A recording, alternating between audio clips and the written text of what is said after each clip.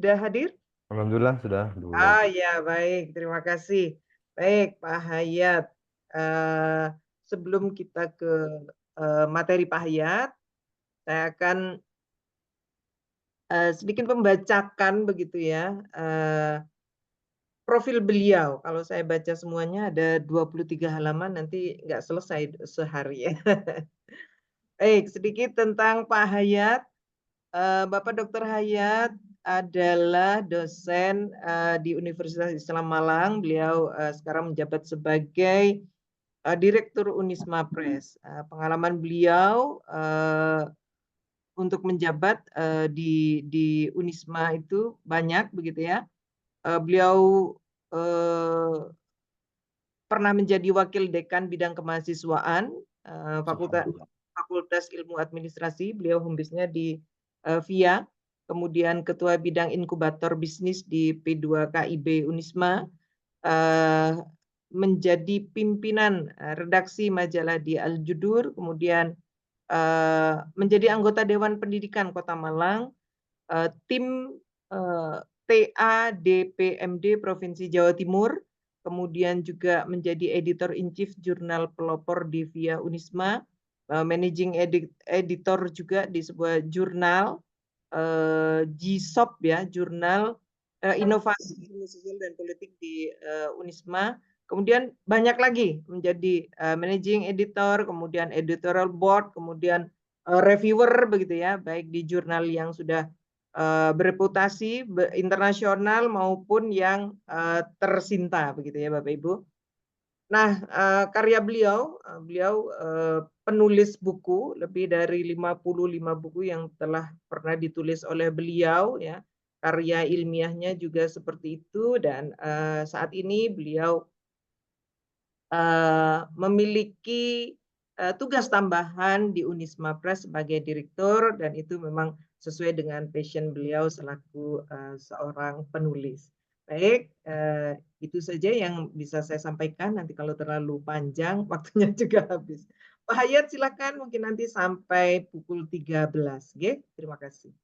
Oke, terima kasih Ibu Ifit. Bismillahirrahmanirrahim. Assalamualaikum warahmatullahi wabarakatuh. Waalaikumsalam warahmatullahi wabarakatuh. Selamat siang Bapak Ibu peserta. Alhamdulillah pada sesi terakhir saya cukup melengkapi saja Bapak Ibu dari apa yang sudah disampaikan mulai dari Bu Endang kemarin sesi pertama, kemudian Prof. Irfan di sesi kedua, kemudian tadi Bu Epi juga sudah cukup komprehensif memaparkan tentang penyuntingan dan menyerempet-rempet ke penulisan juga. Insya Allah sudah cukup lengkap sekali apa yang disampaikan oleh para narasumber sebelumnya. Untuk sesi saya mungkin nanti sampai sekitar pukul 13 karena kita nggak ada jam istirahat, sehingga nanti bisa langsung ditutup di akhir sesi. Bapak Ibu, kebetulan saya kebagian di penulisan buku. Di sini banyak senior-senior saya yang ikut bergabung dengan tidak mengurangi rasa hormat. Nanti insya Allah saya lebih banyak sharing tentang pengalaman dalam penyusunan buku. Saya fokuskan ke buku ilmiah, Bapak Ibu, karena skema yang ditawarkan itu kan ada skema penulis buku non-fiksi, ada skema penulis buku teks, ada skema penulis buku ilmiah populer. Itu ke dalam konteks ini masuk ke dalam buku ilmiah. Sehingga nanti itu yang mungkin banyak kami sampaikan karena dalam kegiatan ini saya lebih banyak menjelaskan yang berhubungan langsung dengan kebutuhan di uji sertifikasi minggu depan. Sehingga Bapak Ibu sudah memiliki modal, sudah memiliki dasar seperti yang di pengantar atau sambutan saya kemarin, bahwa yang uji kompetensi, yang tidak dengan uji portofolio, maka proses ujinya 3 tahap. Ada uji tertulis, ada uji lisan, dan ada uji praktek.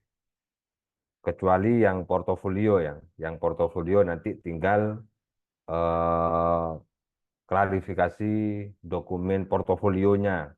Tidak menutup kemungkinan juga asesor meminta untuk praktek. Tidak menutup kemungkinan juga asesor meminta untuk wawancara dan seterusnya.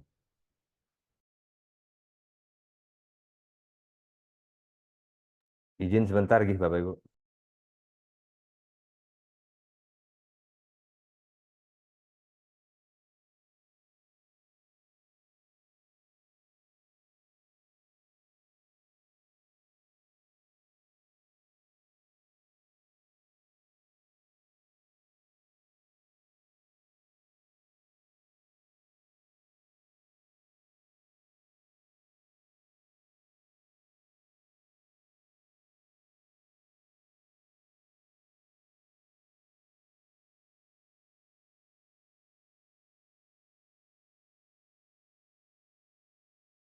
Oke, maaf, masih ada kendala teknis barusan. Oke, Bapak Ibu, eh, seputar itu nanti akan kami sampaikan.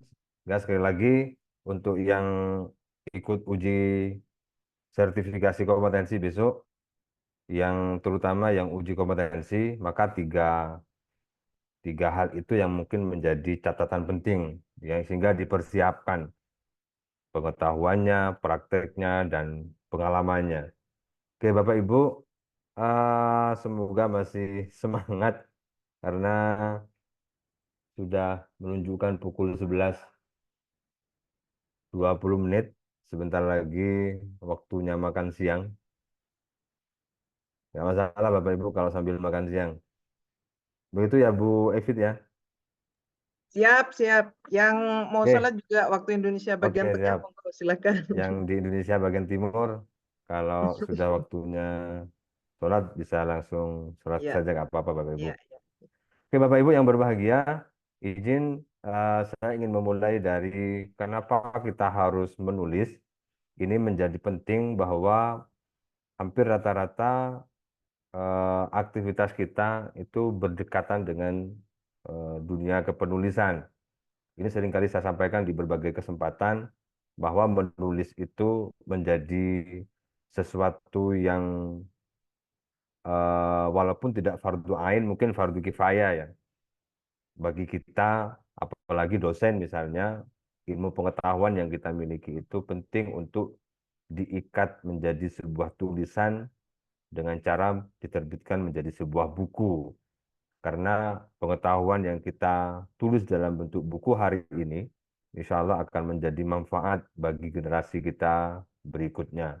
Maka mengikat tulisan dengan menjadikan buku diterbitkan menjadi buku, kemanfaatan dan kebaikannya insya Allah semakin bertambah dan berguna bagi banyak orang atau bagi pembacanya. Bapak Ibu, dalam konteks ini, karena saya memfokuskan ke penulis, eh, di dalam SKKNI atau di uji sertifikasi, itu ada standar yang harus dipenuhi oleh penulis, sehingga orang itu bisa dikatakan sebagai penulis. Besok yang mengambil skema penulis, penulisan buku, baik buku teks, buku ilmiah populer, atau buku ajar, maka penting untuk memahami standar kompetensi ini sebagai bagian dari hal yang wajib dimiliki. Jadi Bapak Ibu penulis buku, terutama buku non-fiksi atau buku ilmiah, itu paling tidak dia harus memiliki kemampuan dalam menentukan ide penulisan. Bisa membuat judul, bisa membuat subjudul, bisa membuat gagasan, dan seterusnya.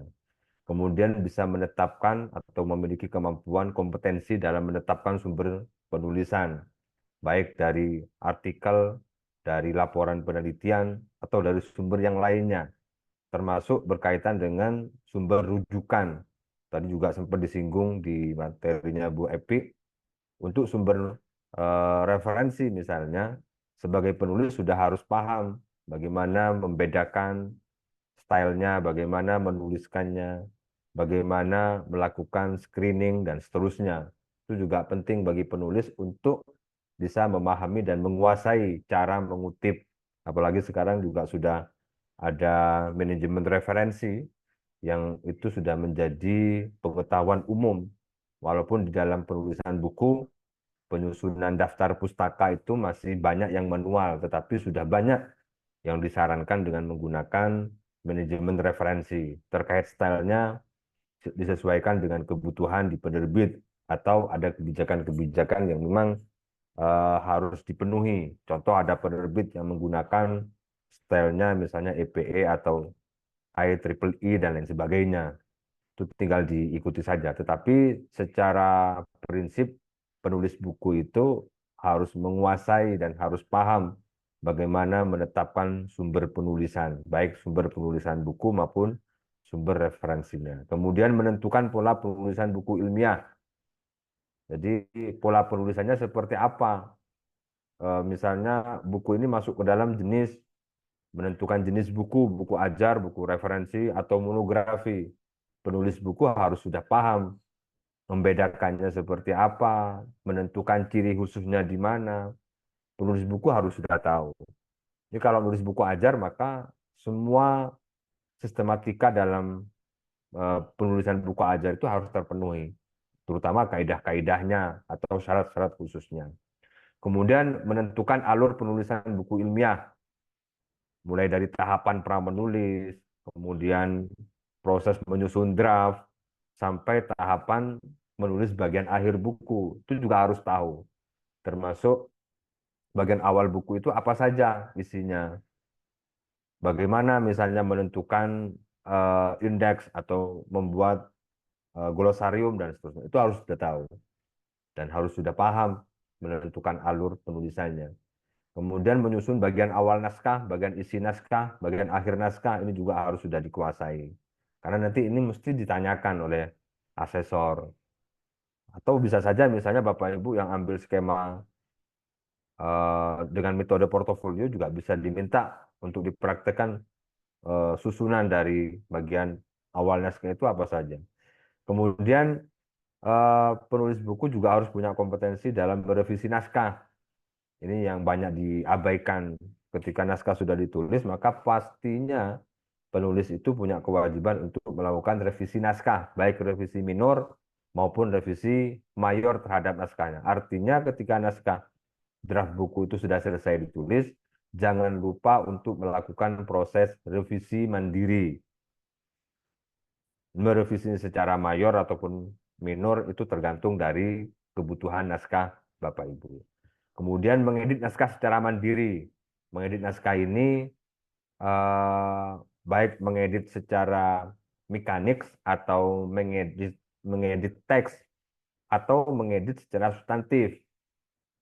Maka penulis buku itu Bapak Ibu tugasnya sebenarnya tidak hanya menguasai skill menulisnya, tapi dia harus bisa menjadi editor yang baik terhadap bukunya, harus menjadi reviewer yang baik terhadap bukunya. Sehingga buku Bapak Ibu ketika dikirim ke penerbit itu sudah layak untuk dikonsumsi oleh masyarakat, oleh publik. Dan yang terakhir Bapak Ibu jangan lupa penulis buku itu juga punya kewajiban untuk mencari penerbit. Harus tahu penerbit judul buku ini penerbitnya yang seperti apa, penerbitnya yang bagaimana. Ini juga harus dikuasai. Karena kalau hanya bisa menulis tapi tidak bisa menerbitkan buku, maka bukunya tidak akan pernah bisa terbit. Karena buku yang baik itu katanya buku yang sudah diterbitkan dan disebarluaskan. Oleh karena itu 10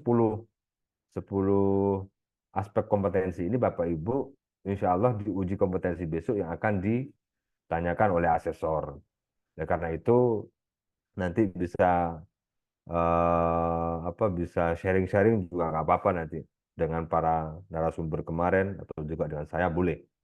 Oke Bapak Ibu yang berbahagia, kemudian dalam menulis buku ini juga menjadi penting bahwa nulis buku itu tidak hanya sekedar jadi, tidak hanya sekedar cetak.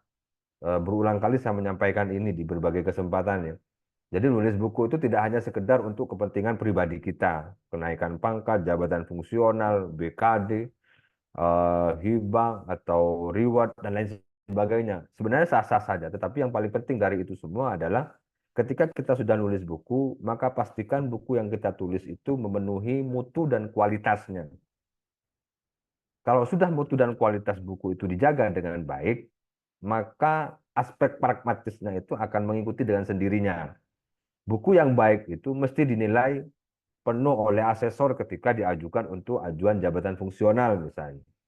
Ketika diajukan untuk mendapatkan reward, maka paling tidak kalau buku Bapak Ibu ditulis dengan cara yang baik dan benar, sesuai dengan kaidah-kaidah penulisan buku yang bermutu dan berkualitas, maka insya Allah buku Bapak Ibu akan bisa diterima. Bahkan juga syukur-syukur buku Bapak Ibu bisa menjadi buku yang bestseller. Oleh karena itu, ketika kita menulis buku, apapun bentuknya ya, mau nulis buku mandiri, nulis buku kolaborasi, ataupun nulis buku book chapter, model book chapter, atau antologi, itu pastikan jangan pernah mengabaikan aspek kualitasnya, baik secara penyajian maupun secara substansi. Karena itu yang paling penting, Bapak Ibu. Kalau buku kita itu memenuhi standar mutu yang baik, maka insya Allah pembaca itu akan sangat menyukainya. Pembaca itu akan membaca secara keseluruhan dari isi buku kita. Walaupun ini tidak mudah, tapi bisa dilakukan kalau kita bersungguh-sungguh. Karena hanya orang yang bekerja keraslah yang akan sampai pada tujuan yang diharapkan. Orang bermalas-malasan saya yakin tidak akan pernah menyelesaikan satu buku pun. Tapi kalau orang yang memiliki kerja keras yang tinggi, setahun 2 buku, setahun 4 buku, insya Allah bisa. Karena memang nulis buku itu butuh waktu, butuh kesempatan, butuh menuangkan ide dan lain sebagainya. Walaupun ini juga bisanya nanti setelah kebiasaan nulis buku, insya Allah bisa memudahkan dan ketika sudah kita tahu caranya, insya Allah sangat mudah sekali untuk bisa menulis buku. Oleh karena itu Bapak Ibu, eh, dalam pelatihan ini saya berharap Bapak Ibu tidak hanya sekedar untuk kepentingan besok uji sertifikasi, tetapi ada niatan untuk menulis buku dan menerbitkannya. Karena sertifikat kompetensi itu Bapak Ibu berlaku 3 tahun. Pertanggungjawaban kita sebagai pemegang sertifikat kompetensi itu adalah Bapak Ibu harus wajib memiliki output atau luaran dari skema yang Bapak Ibu miliki. Kalau Bapak Ibu misalnya ambil skema penulis buku teks, maka dalam 3 tahun itu sejak Bapak Ibu memegang sertifikat kompetensi itu, maka wajib Bapak Ibu harus menerbitkan satu buku teks dalam 3 tahun itu. Itu sebagai syarat untuk resertifikasi. Jadi sertifikat kompetensi itu tidak hanya sekedar untuk misalnya bangga-banggaan atau hanya sekedar untuk ya dipamerkan, enggak, tetapi untuk meningkatkan kompetensi kita sebagai seorang penulis, untuk meningkatkan produktivitas kita sebagai seorang penulis. Sehingga sertifikat kompetensi tujuannya itu. Diharapkan profesi kepenulisan buku atau skema-skema yang lain itu bisa semakin meningkat. Sehingga banyak terbitan buku-buku yang dilahirkan dari para penulis-penulis yang sudah kompeten. Karena sertifikat kompetensi itu Bapak Ibu diakui secara nasional sebagai penghargaan dari negara kepada profesi yang memang memenuhi standar bagi pemegang sertifikat kompetensinya. Sehingga wajib Bapak Ibu ketika sudah mendapatkan sertifikat kompetensi memiliki bukti dokumen output yang dihasilkan. 3 tahun 3 tahun nanti bisa melahirkan 2 buku dan seterusnya, itu jauh lebih baik. Kemudian dalam menulis buku, Bapak Ibu juga bisa dengan banyak pola dan cara ya. Jadi nulis buku itu bisa dari apa saja. Dan mungkin di sekitaran kita itu banyak sekali sumber daya yang bisa kita kembangkan menjadi buku. Saya yakin kalau Bapak Ibu dosen pasti punya laporan penelitian. Itu saja jadikan buku. Bapak Ibu dosen misalnya yang ngajar mesti punya mata kuliah. Bapak Ibu yang misalnya punya laporan pengabdian juga bisa menjadi buku. Jadi aktivitas Tridharma perguruan tinggi itu sebenarnya bisa dikonversikan menjadi buku. Atau Bapak Ibu bisa menuliskan pikiran-pikiran originalitas Bapak Ibu terhadap keilmuannya misalnya, atau terhadap sebuah fenomena, itu juga bisa menjadi buku. Jadi nulis buku itu yang mudah-mudah saja, yang Bapak Ibu kuasai, yang banyak sumber daya yang bisa kita kembangkan misalnya, yang banyak bahan yang ada di sekitaran kita, itu jadikan saja sebagai sebuah buku. Jadi kalau nulis buku, kalau saya, jangan sampai membebani.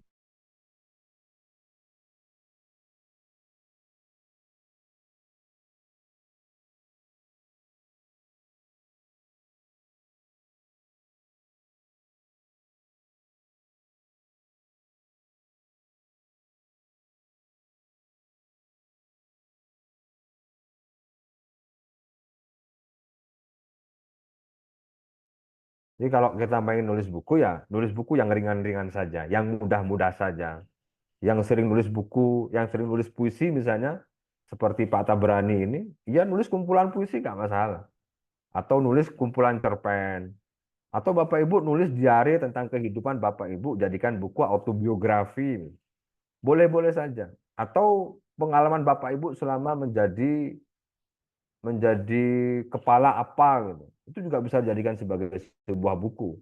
Sehingga pengetahuan, pengalaman, pemikiran yang kita miliki itu sebenarnya bisa dijadikan sebagai buku. Karena prinsipnya buku itu adalah bagaimana agar tulisan-tulisan yang kita terbitkan menjadi buku itu bisa dibaca oleh pembaca, bisa memberikan pesan-pesan moral, bisa memberikan kemanfaatan, bisa memberikan ide dan argumentasi-argumentasi yang menarik misalnya kepada banyak orang.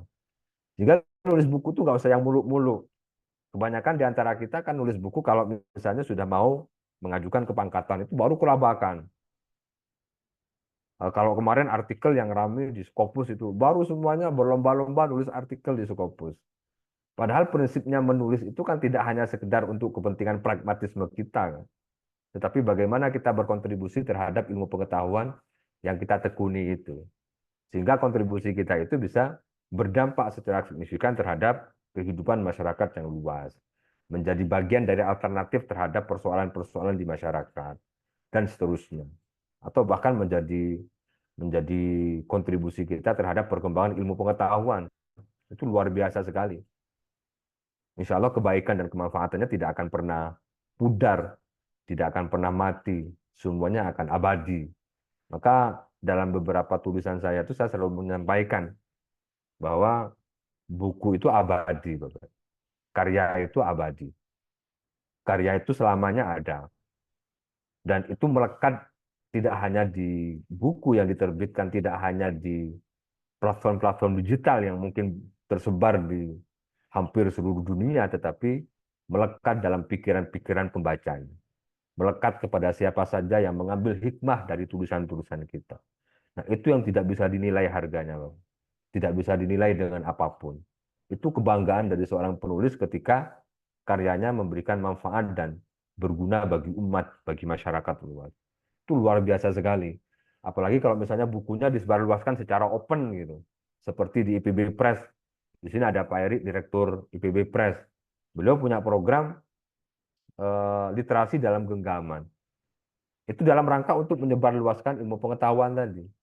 Sehingga bisa dibaca oleh siapapun, bisa diakses oleh siapapun. Aspek kemanfaatan dan keberkahan dalam tulisan itulah yang sebenarnya menjadi efek domino bagi penulisnya, termasuk mungkin juga bagi penerbitnya. Sehingga kalau buku-bukunya ringan, buku-bukunya mudah dimengerti, itu bisa langsung apa ya, enak dirasakan oleh pembacanya. Mati, Mbak. Maaf, suara saya masih kedengaran enggak? Masih, Pak. Oke, baik. Maaf, khawatir Masih. mati. Slide-nya keluar enggak, Gi? Slide-nya nggak keluar. Iya, ada. Oh, ada ya? Udah ada. Oh, enggak ada. Nggak Baik. ada slide-nya. Ya. Baik. Sudah. Karena barusan kayaknya apa konslet Oke, Bapak Ibu, saya lanjutkan. Kemudian dalam menulis buku memang kita harus banyak mengatur waktu. Jadi ini pengalaman saya saja, Bapak Ibu. Kalau kita menulis buku, dengan menulis buku itu harus meluangkan waktu. Jadi kapan kita bisa nulis buku, mau pagi, mau siang, mau sore, mau malam, itu tergantung dari kita. Karena banyak persoalan buku tidak selesai itu ditulis karena penulisnya tidak punya waktu, apalagi kalau pejabat seperti Pak Humaydi itu kegiatannya penuh sekali, aktivitasnya sangat penuh sekali. Sehingga kadangkala ketika diminta untuk menyelesaikan buku misalnya, waktunya tidak ada, Mak.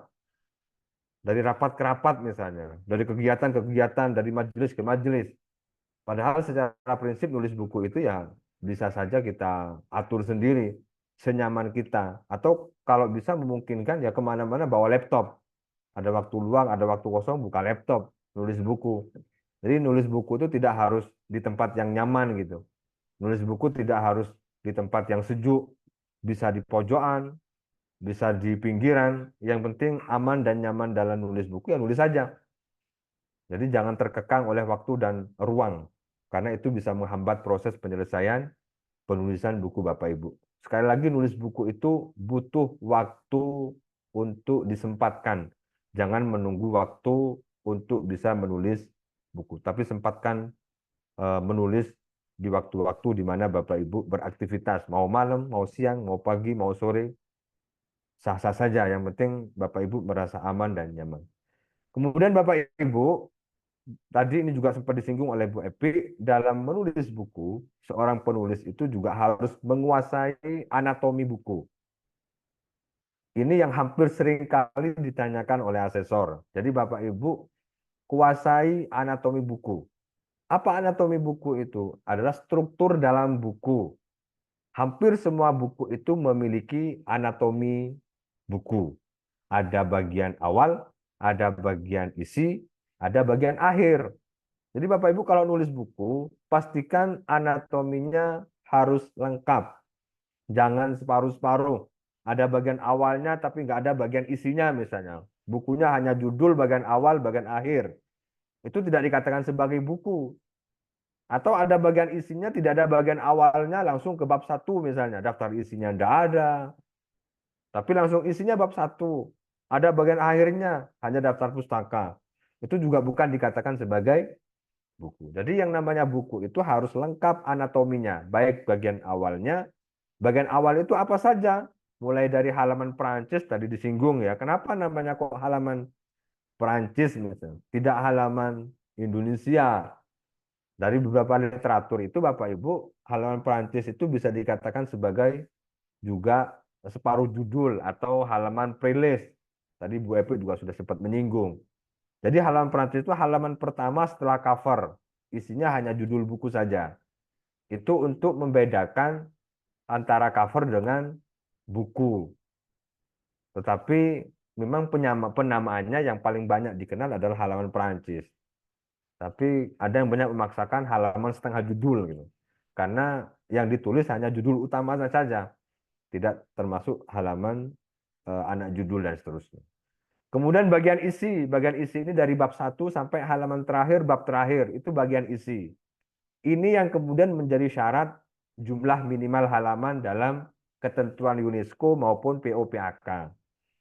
Jadi Bapak Ibu di UNESCO itu minimal halaman itu 49, baik buku ajar, monografi maupun referensi. Tapi kita tidak terkekang dengan minimal halaman. Selama anatomi bukunya terpenuhi dengan baik, itu sudah dikatakan sebagai buku.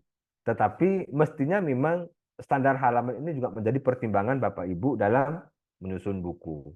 Karena kalau bukunya bagian isinya hanya 50 halaman, itu sangat tipis sekali, apalagi kalau misalnya bukunya buku ajar.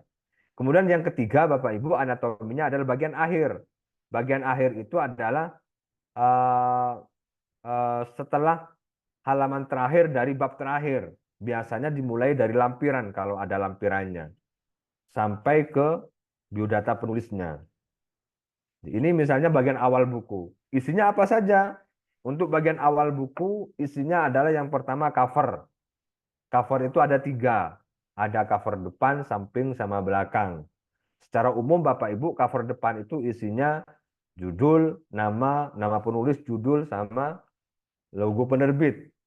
Posisinya tergantung dari karakter penerbit masing-masing. Memiliki ciri khas sendiri-sendiri. Kemudian halaman cover samping juga sama, isinya nama, penulis, judul, sama logo penerbit. Di bagian akhir ini macam-macam isinya, ada yang berbentuk sinopsis, ada yang berbentuk profil. Nah, intinya di bagian akhir itu isinya adalah bentuk promosi dari buku Bapak Ibu. Kemudian yang kedua halaman Perancis setelah halaman cover. Kemudian halaman judul utama. Halaman judul utama ini sama dengan halaman cover depan, tapi isinya yang sama. Untuk kertasnya sama dengan halaman Perancis dan halaman bagian awal buku, halaman buku. Kemudian halaman hak cipta ini wajib. Halaman hak cipta ini biasanya ada KDT-nya. KDT juga tergantung dari penulis atau penerbit minta enggak. Biasanya kalau nggak diminta, Perpusnas nggak memberikan. Tapi kalau diminta, mesti diberikan. Karena seluruh buku yang diajukan ISBN itu mesti mendapatkan katalog dalam terbitan yang dikeluarkan oleh Perpusnas. Ini wajib kalau halaman hak cipta.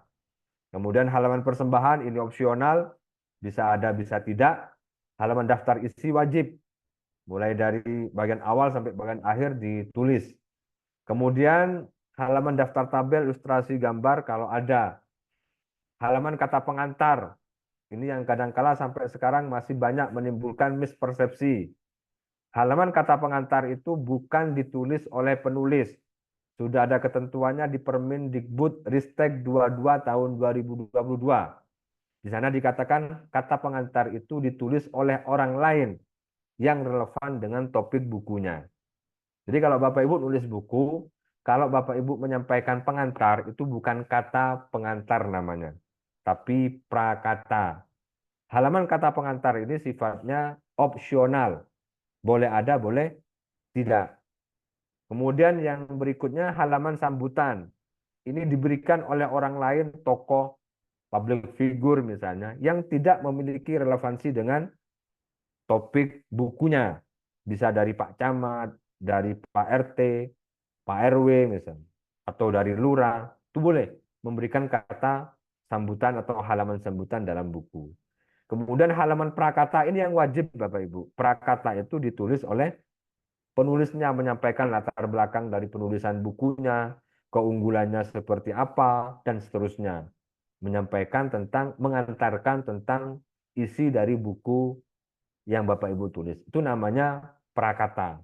Dan yang terakhir, halaman ucapan terima kasih. Ini sifatnya opsional, boleh iya, boleh tidak. Tetapi ke-11 komponen dalam pre-list ini Bapak Ibu disarankan ada, karena ini menjadi kelengkapan dari sebuah buku. Sehingga buku kita itu kalau semakin lengkap semakin bagus isinya. Apalagi kalau misalnya ada kata pengantar dari tokoh pendidikan kalau bukunya tentang pendidikan, dari tokoh birokrat kalau bukunya tentang birokrasi dan seterusnya. Kemudian yang kedua, nah ini lampirannya. Lampiran nanti Bapak Ibu bisa cek di Permendikbud Ristek 22 tahun 2022. Ini lampiran yang saya tadi sampaikan. Ada yang wajib, ada yang opsional. Ini kata pengantar ini opsional sifatnya. Diberikan oleh orang lain. Sementara prakata ini sifatnya wajib.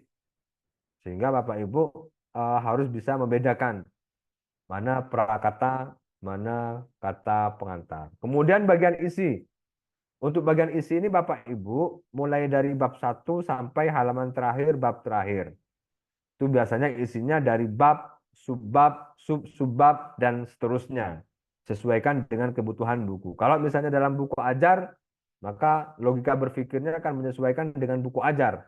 Maka penyusunannya berdasarkan pada alur logika berpikirnya RPS.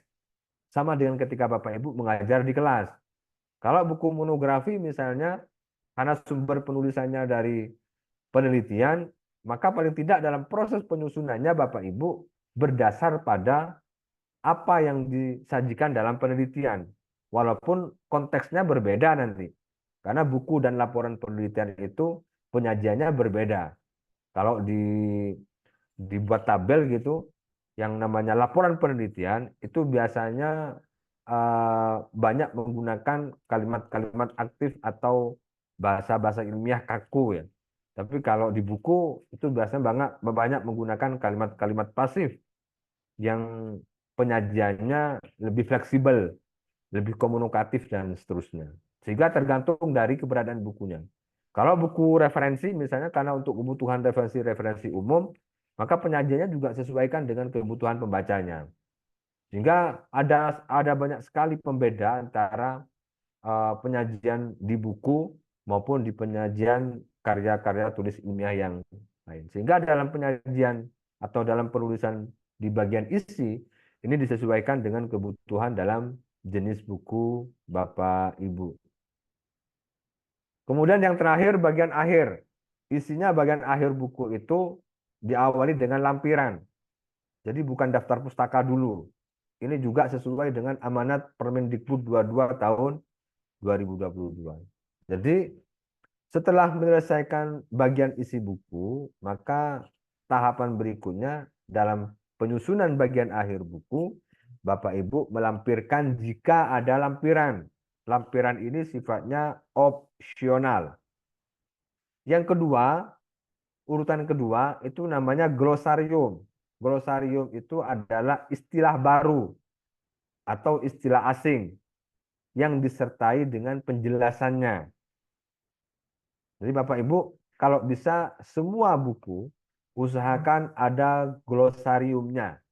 Glosarium ini kalau saya mengibaratkan seperti kamus dalam buku Bapak Ibu. Karena isinya adalah istilah-istilah asing atau istilah-istilah baru yang disertai dengan penjelasan ketika pembaca membaca buku Bapak Ibu di halaman 50 ketemu dengan bahasa asing atau istilah baru, maka pembaca bisa langsung menelusuri ke glosarium. Tidak perlu mencari kamus, tidak perlu mencari di Google, tidak perlu mencari di referensi-referensi yang lain. Kalau bisa diusahakan glosarium itu semua istilah-istilah asing itu dituliskan. Walaupun di dalam Permendikbud 22 tahun 2022, glosarium itu sifatnya opsional. Hampir seluruh penerbit-penerbit besar mesti menyarankan yang namanya glosarium untuk ditulis. Ini sebagai bagian dari bagaimana caranya agar buku yang kita terbitkan itu bisa dipahami secara menyeluruh oleh pembaca, terutama di buku-buku referensi dan buku ajar ya. Kalau buku referensi kan satu bidang ilmu kemudian bisa dibaca oleh siapa saja. Contoh misalnya Bapak Ibu yang dari Fakultas Agama Islam nulis buku tentang praktek sholat misalnya. Maka itu bisa dibaca oleh orang yang di bidang ilmunya sosial, di bidang ilmunya eksak, dan lain sebagainya. Maka cara penyajiannya harus menyampaikan atau dengan bahasa-bahasa yang komunikatif yang mudah dipahami. Jika harus menyampaikan istilah-istilah asing dalam praktek-praktek sholat itu misalnya, ada hadisnya, ada ayat Al-Qur'annya, disajikan dalam glosarium. Sehingga orang ketika misalnya ada hal yang tidak dipahami dalam isi buku, dia bisa langsung meng-cross-check ke glosariumnya. Sehingga sudah bisa dipahami. Karena kalau saya dulu baca buku itu Bapak Ibu, kalau ketemu dengan kalimat-kalimat asing saya tandai. Kemudian saya cari di kamus atau saya cari di internet, kemudian saya tulisi artinya atau penjelasannya apa. Itu kalau buku-buku yang nggak ada glosariumnya begitu. Sama dengan ketika memaknai kitab kuning itu. Jadi kalau ketemu dengan bahasa asing, bahasa-bahasa yang jarang didengar atau bahasa-bahasa yang bahasa-bahasa istilah-istilah ilmiah itu biasanya kalau saya catat kalau tidak ada glosariumnya. Karena sangat penting sekali ketika misalnya nanti suatu saat buku itu bisa dibaca kembali atau mau dijadikan sebagai referensi. Bingung kita kalau misalnya kita tidak paham dengan bahasanya. Kita akan kesulitan memberikan penjelasan ketika misalnya dibutuhkan dalam referensi dan seterusnya. Itu pentingnya glosarium. Kemudian yang ketiga Bapak Ibu, ini urutannya sudah sesuai. Yang ketiga baru daftar pustaka. Tadi Bu Epi juga sudah menyinggung bedanya dengan daftar referensi. Semua pustaka yang Bapak Ibu sajikan dalam buku, sampaikan dalam daftar pustaka. Kemudian indeks. Indeks ini juga sifatnya opsional, tetapi disarankan untuk tetap ditulis.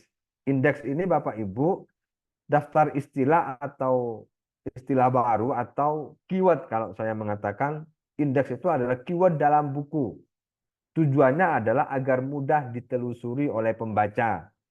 Pembaca itu kan macam-macam. Ada yang membaca memang secara keseluruhan, ada yang membaca misalnya sesuai dengan keyword-keyword yang memang dicari atau dijadikan sebagai referensi. Maka indeks ini juga menjadi bagian dari bagaimana caranya buku itu bisa mudah tertelusur keyword-keywordnya. Sehingga kalau misalnya orang sedang mencari referensi berkaitan dengan demokrasi misalnya, maka dia bisa langsung mencari di indeksnya.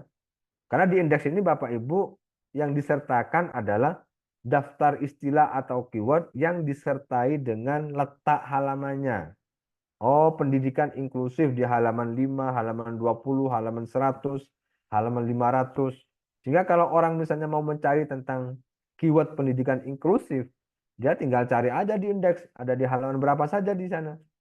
Sehingga bisa langsung tertelusur, tidak mencari satu-satu dengan diurut halaman 1, halaman 2, atau mencari di daftar isi yang juga mungkin bisa kesulitan ditemukannya.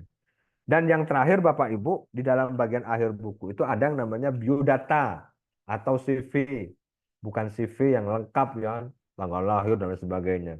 Tulis yang pokok-pokok saja, biasanya kompetensi keilmuannya, kemudian isinya berkaitan dengan publikasi karyanya yang sudah diterbitkan itu disampaikan. Itu juga sebagai bagian dari promosi.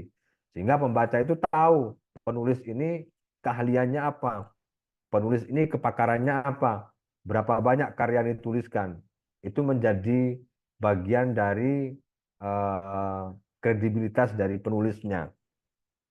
Itu Bapak Ibu untuk anatomi buku, 3 anatomi itu yang harus Bapak Ibu kuasai, bagian awal, bagian isi, dan bagian akhir. Bisa saja misalnya Bapak Ibu nanti diminta dalam praktek uji, diminta untuk membuat glosarium sesuai dengan kepakaran Bapak Ibu masing-masing. Itu harus sudah bisa menjawab. Jangan sampai tidak bisa menjawab ketika asesmen dilakukan. Ini lampirannya Bapak Ibu di tabel 3 bagian akhir naskah buku di Permendikbud 22 tahun 2022. Kemudian Bapak Ibu, bagaimana menulis buku? Saya pernah nulis buku tentang menulis, ternyata menulis itu mudah. Itu berdasarkan pengalaman-pengalaman menulis buku. Jadi jurus-jurus ini yang seringkali saya pakai Bapak Ibu dalam praktek menulisnya, dan sudah saya sampaikan di berbagai kesempatan, di berbagai tempat workshop, pelatihan, coaching, dan lain sebagainya. Jadi ini yang paling mudah memang. Dalam praktek menulis itu, yang paling penting itu sebenarnya kan mempraktekkannya. Jadi kalau Bapak Ibu pengen punya buku, tapi yang Bapak Ibu lakukan hanya ikut workshop, ikut pelatihan, ikut coaching, misalnya, tapi tidak pernah mempraktekkan menulis, maka saya yakin Bapak Ibu tidak akan pernah memiliki karya buku. Yang paling penting dari semua proses untuk memiliki sebuah karya buku itu adalah mempraktekannya, menulis, menyelesaikan, dan menerbitkannya. Jadi nulis buku itu bukan dengan cara bim salabin, bukan dengan cara-cara yang dengan ilmu kebatinan, tapi harus mempraktekkan menulis. Karena yang paling penting dari menulis itu sebenarnya kan prosesnya, bukan buku yang diterbitkannya. Termasuk dalam praktek uji nanti atau di asesmen uji, yang paling penting asesor itu menggali informasi dari Bapak Ibu itu bukan berdasarkan hanya pada fisik bukunya, tetapi pada proses penyelesaian penulisan bukunya Bapak Ibu. Itu kuncinya. Jadi nulis buku itu bukan hanya sekedar saya punya buku kemudian saya dikatakan sebagai penulis buku atau saya kompeten dalam penulisan buku. Belum tentu. Sekarang sudah mulai banyak Bapak Ibu punya buku tapi tidak menulis. Punya artikel tapi tidak menulis. Ketika ditanya bagaimana prosesnya dia tidak paham. Maka dalam uji sertifikasi itu Bapak Ibu, yang diuji itu adalah prosesnya, bukan hanya hasilnya. Termasuk yang nanti Bapak Ibu direkomendasi dengan skema uji portofolio. Itu asesor harus mendalami dengan cara mewawancarai mendalam kepada Bapak Ibu proses penulisan bukunya seperti apa. Kalau asesor meyakini bahwasanya, oh ternyata buku yang disajikan dalam dokumen sistem asesmen ini ternyata bukan penulisnya Bapak Ibu. Nah, itu bisa saja direkomendasi belum kompeten. Karena bukan berdasarkan kepada fisiknya saja, tapi yang paling penting itu kepada prosesnya. Kalau Bapak Ibu memulai menulis dengan cara berproses yang baik dan benar, maka saya yakin Bapak Ibu paham mulai dari cara menentukan idenya, cara menentukan jenis bukunya, cara membuat outline-nya, strukturnya seperti apa, anatominya bagaimana, itu insya Allah paham. Tapi kalau Bapak Ibu tidak melakukan proses penulisan buku, maka saya yakin Bapak Ibu tahapan penulisan itu mesti akan terputus-putus. Kalau hanya mengandalkan pengetahuan, tapi Bapak Ibu tidak mengalami sendiri, maka itu akan kesulitan untuk bisa menjawab. Oleh karena itu sekali lagi Bapak Ibu yang ambil skema termasuk yang skema-skema editor, skema penyuntingan itu juga sama. Yang diuji itu bukan hasil produk suntingan Bapak Ibu, tetapi proses mulai dari awal sampai hasil suntingan itu terwujud. Itu yang diujikan. Oke. Sehingga kalau Bapak Ibu ambil skema penyuntingan naskah, maka paling tidak Bapak Ibu sudah pernah mengedit naskah buku. Atau Bapak Ibu pernah mengedit naskah artikel misalnya. Yang Bapak Ibu ngambil skema penulis buku teks atau buku ajar.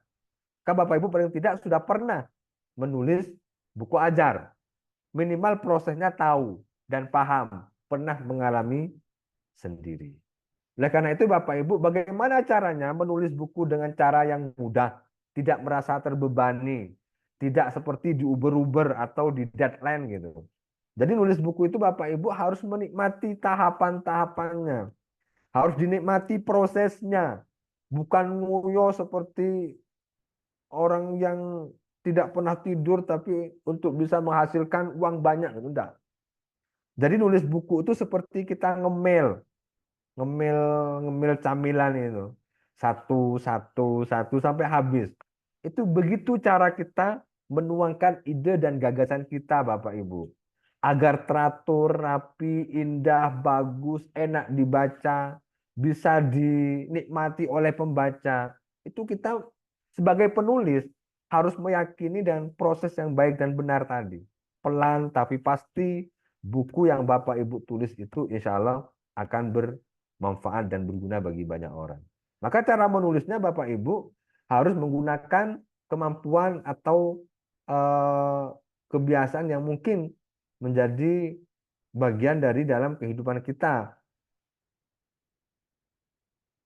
Oke, yang pertama, yang ini yang biasa kami lakukan, G.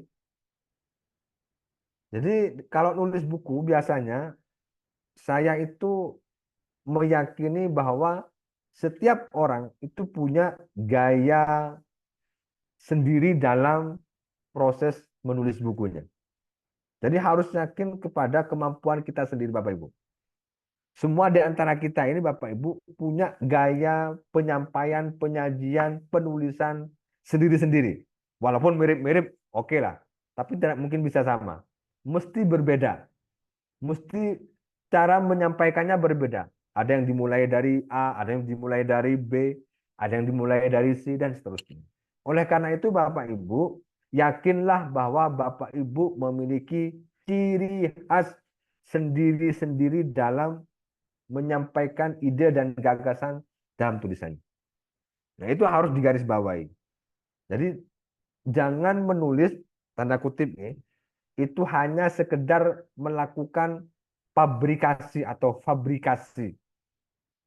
Contoh misalnya Bapak Ibu nulis buku tapi mengumpulkan dari teori-teori yang ada. isinya semua teori-teori dari berbagai buku. Atau Bapak Ibu nulis nulis satu bab miliknya orang, satu bab miliknya orang, kemudian dikumpulkan bab per bab, kemudian jadikan buku. Atau bahkan ada yang satu buku tulisannya orang tapi diganti namanya saja. Itu banyak sekali terjadi. Jadi Bapak Ibu kalau pengen nulis buku dengan cara yang mudah, maka meyakini bahwa setiap kita itu punya gaya sendiri dalam menyampaikan atau dalam menuliskan. Itu satu. Yang kedua Bapak Ibu, nulislah secara istiqomah. Jadi nulis buku itu kalau saya boleh menyarankan, setiap hari satu halaman atau setiap hari satu paragraf. Itu dicicil, dirutinkan, diistiqomahkan. Anggap saja itu adalah zikir Bapak Ibu tiap harinya. Anggap aja itu adalah amal jariah Bapak Ibu tiap harinya yang harus konsisten dan istiqomah. Lebih baik sedikit demi sedikit tetapi istiqomah daripada Bapak Ibu sekali duduk nulis 40 halaman. Kemudian 1 tahun nggak nulis lagi. Tahun berikutnya baru nulis 40 halaman. Jauh lebih baik nulis satu hari satu paragraf Bapak Ibu. Karena satu hari satu paragraf, dapat 1 bulan, 4 bulan, tanpa terasa kita menikmati betul proses menulisnya. Itu yang paling penting itu adalah prosesnya. Kalau kita sudah bisa menikmati proses, maka hasil itu tidak akan pernah mengkhianatinya. Insya Allah hasilnya akan menjadi hasil yang baik. Insya Allah hasilnya akan menjadi hasil yang optimal, menjadi hasil yang berkah, menjadi hasil yang manfaatnya luar biasa. Kuncinya juga istiqomah. Karena istiqomah itu katanya melampaui orang yang memiliki karomah. Kalau Bapak Ibu bisa istiqomah nulis setiap hari, maka sesungguhnya Bapak Ibu termasuk orang yang sakti. Yang ketiga Bapak Ibu, jurus yang ketiga itu Bapak Ibu nulisnya secara bebas. Bagaimana cara nulis bebas itu? Nulis bebas itu adalah nulis yang tanpa beban. Biasanya kalau saya nulis buku itu Bapak Ibu, izin ini berbagi saja, saya biasanya menanamkan atau membuat fondasi dulu di masing-masing bab. Itu biasanya saya buatkan fondasi. Fondasi tulisan itu berdasar dari pikiran-pikiran originalitas saya sendiri. Dari ide dan gagasan-gagasan saya sendiri. Saya mengesampingkan dulu tentang referensi-referensi yang ada. Tetap saya siapkan, karena buku itu nggak mungkin hanya dalam bentuk perspektif. Tetap harus didukung oleh teori, didukung oleh hasil penelitian, didukung oleh pendapat-pendapat ahli. Tetapi untuk penulisan awal, saya biasanya menancapkan fondasinya itu adalah pikiran originalitas kita. Itu akan menjadi karakter dan menjadi ciri khas kita sebagai penulis buku, Bapak Ibu. Boleh enggak misalnya nulis buku dimulai dari kutipan? Boleh.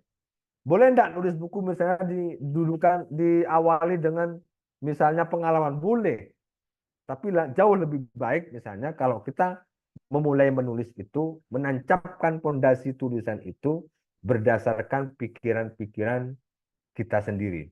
Sehingga nanti kutipan, referensi-referensi itu menjadi pendukung atau bahkan menjadi pembanding dari buku kita, Bapak Ibu.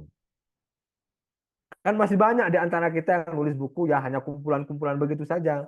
Kemudian kita memberikan pendapat atau kemudian kita memberikan argumentasi yang hanya 1 paragraf, 2 paragraf. Sehingga tidak tampak originalitas dari sebuah bukunya. Maka kalau pengen Bapak Ibu, sebenarnya nilai originalitas dari sebuah buku itu ada di mana sih? Ada di ide dan gagasan-gagasan yang kita tanamkan dalam sebuah buku di masing-masing bab itu Bapak Ibu. Itu mesti muncul.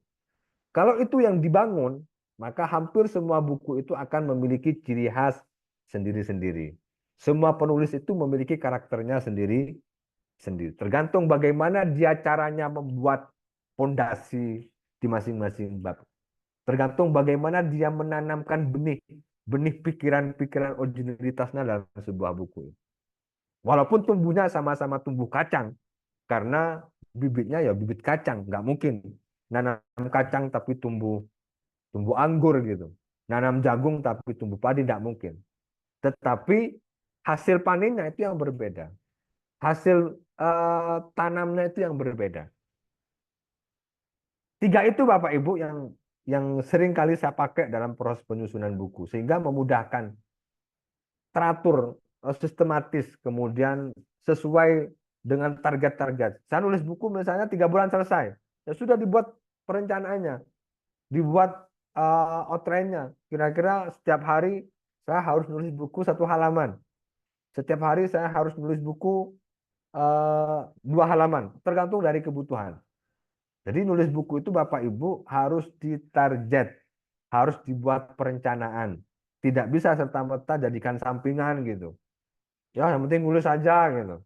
Nggak punya arah, nggak punya tujuan, nggak punya konsep, nggak punya perencanaan. Ambiar, bukunya nggak akan pernah selesai. Ada enggak di antara kita yang di sini nulis buku setahun nggak selesai? Ada enggak yang nulis buku hanya pada sampai di bab 1 misalnya? Atau bahkan ada enggak yang nulis buku hanya sampai di judul dan outline-nya saja? Atau bahkan nulis buku hanya masih sampai di angan-angan. Saya pengen nulis buku, tapi nggak jadi-jadi. Karena nggak pernah ditulis. Hanya dipikir saja. Saya pengen nulis buku A, tapi buku A dipikir aja. Kapan nulisnya? Nggak pernah nulis. Itu juga harus menjadi catatan Bapak Ibu. Nulis buku itu harus direncanakan dengan baik. Sehingga nulisnya itu tidak parsial ya, yang kemudian tidak ada target. Kalau penulis-penulis profesional itu sudah tahu kapan harus selesai, kapan bab 1 ini selesai, keseluruhan bab masuk penerbit kapan, terbitnya kapan, di launching kapan, menjadi buku yang seperti apa, itu sudah ada di dalam pikiran-pikirannya. Oke, kemudian Bapak Ibu, dalam proses penulisan buku itu ada tahapan yang harus dipahami. Ini juga mesti menjadi pertanyaan dari asesor. Walaupun asesornya bukan saya ya, tapi rata-rata asesor itu sudah punya gambaran. Terutama di aspek kritis. Karena ini menjadi bagian dari aspek kritis dalam penulisan buku. Penulis itu harus tahu tahapan penulisan buku. Apa saja tahapannya? Yang pertama, tahapan pramenulis. Yang kedua, tahapan menyusun naskah atau tahapan menyusun draft atau tahapan proses menulis. Yang ketiga, tahapan pasca menulis. Itu tahapan dalam menulis buku. Jadi Bapak Ibu kalau nulis buku diatur polanya. Kapan harus memenuhi atau menyiapkan pramenulisnya. Kapan menyusun naskahnya. Kapan menyiapkan pasca menulisnya. Oke, yang pertama. Pramenulis itu Bapak Ibu, yang pertama Bapak Ibu siapkan adalah judul buku. Sehebat-hebatnya kita, buku ini mesti ditulis di awal. Sebelum Bapak Ibu nulis bab 1, bab 2, bab 3, dan seterusnya. Boleh enggak misalnya judulnya nanti belakangan? Boleh-boleh saja. Tapi paling tidak judul gambaran umumnya itu sudah muncul. Bapak Ibu mau nulis buku ajar tentang pengantar pendidikan. Minimal itu sudah ada dalam bayangan. Atau kalau syukur-syukur dituliskan dalam cover buku.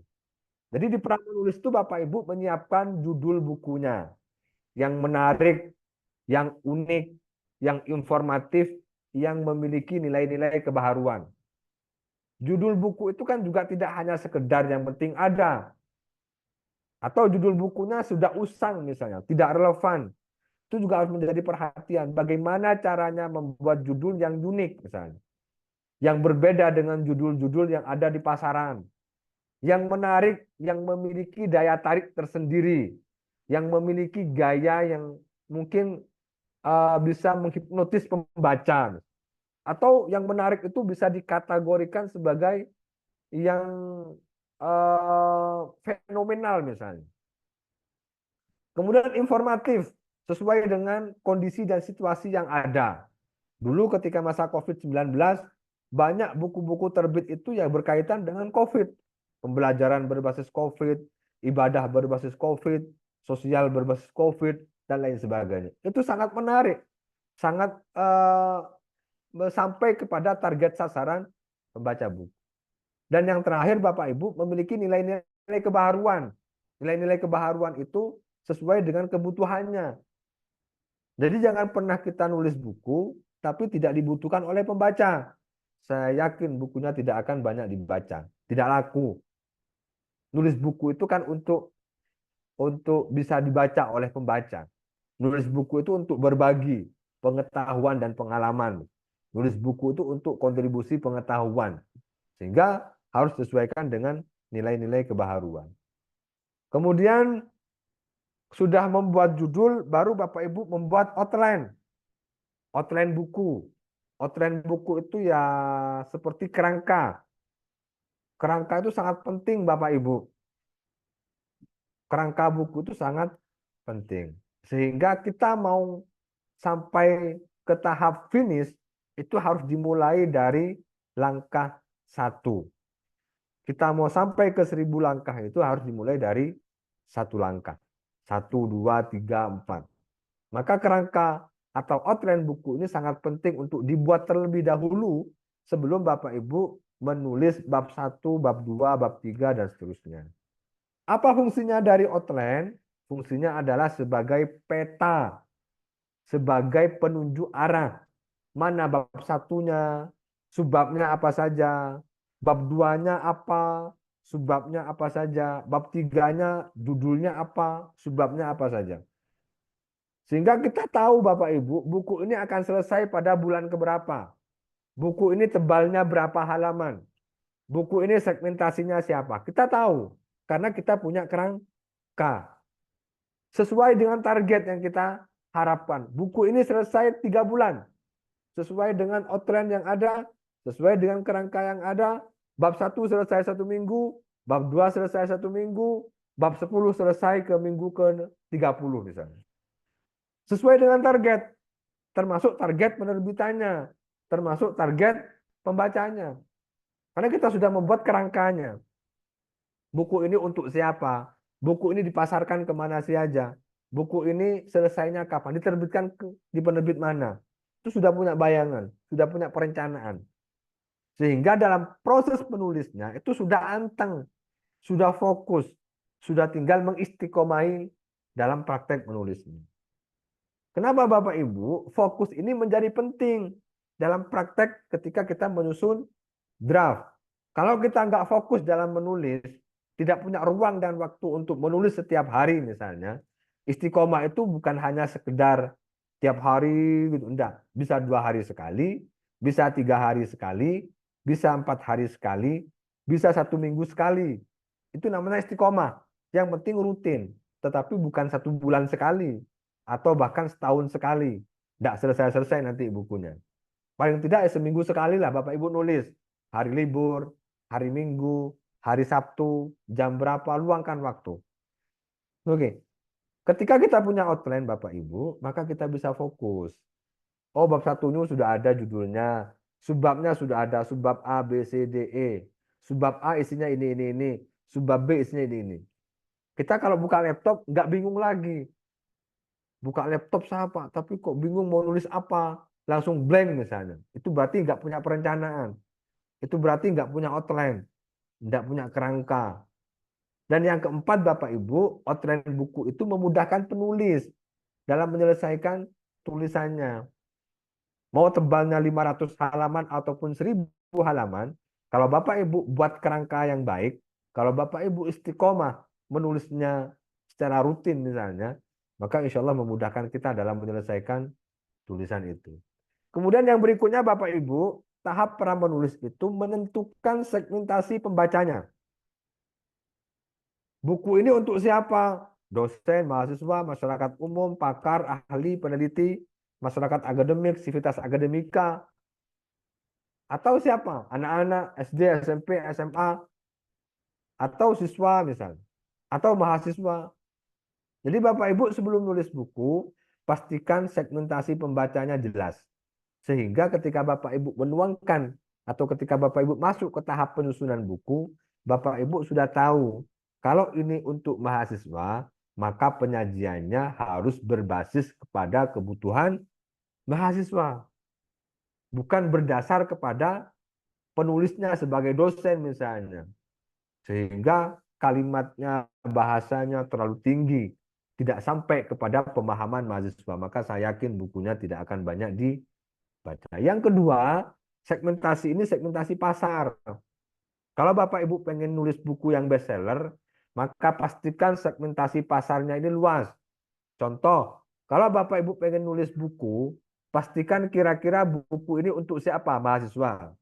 Mahasiswa jurusan apa? Jurusan PAI, Pendidikan Agama Islam.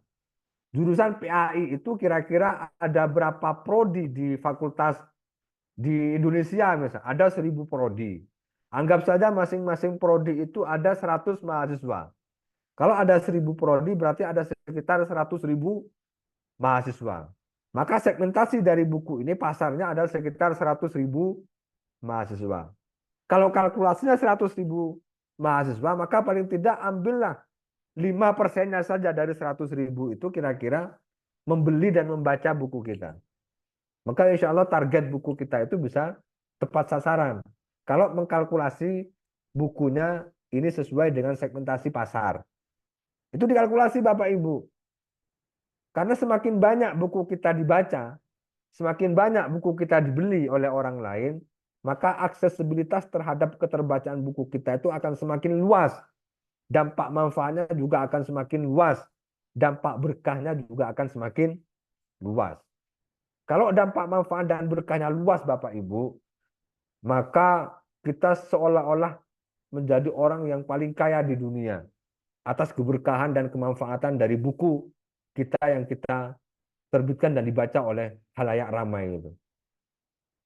Kepuasan penulis itu kan tidak hanya sekedar dari mendapatkan royalti atau pengakuan, tapi dari nilai-nilai keberkahan dan kemanfaatan yang mungkin tidak dirasakan, tapi yang mungkin tidak bisa dinikmati, tapi bisa dirasakan oleh penulisnya.